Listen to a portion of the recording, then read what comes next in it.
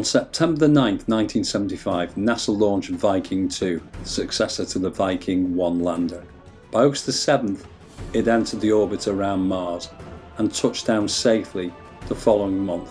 Unfortunately, in July 24th, 1978, there were leaks that prompted termination of orbiter operations, and 2 years later, in April, the lander stopped transmitting.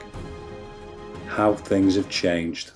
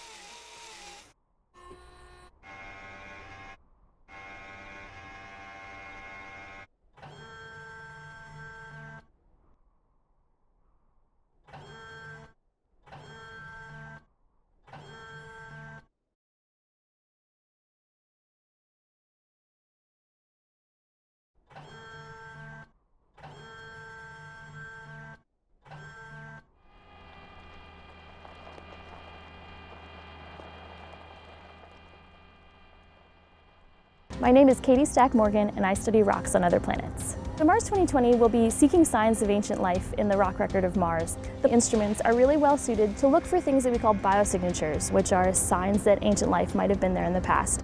To really confirm that life had a hand in creating those signatures or textures, we really do need to bring those samples back.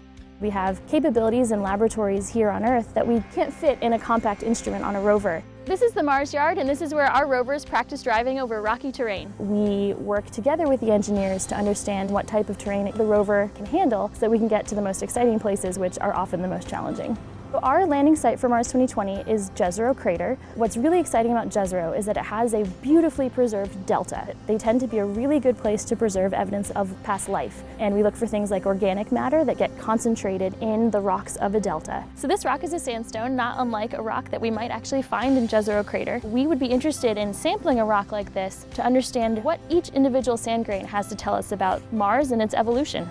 Growing up as a kid, we used to go on lots of hikes and would visit national parks for summer vacations. So when I found out that I had the opportunity to combine geology and love of the outdoors with exploring rocks on another planet, I thought, this is really the perfect type of thing for me to do. Not only could I work on an interesting science project, but I could do it with a big team of people all working together with a focused goal.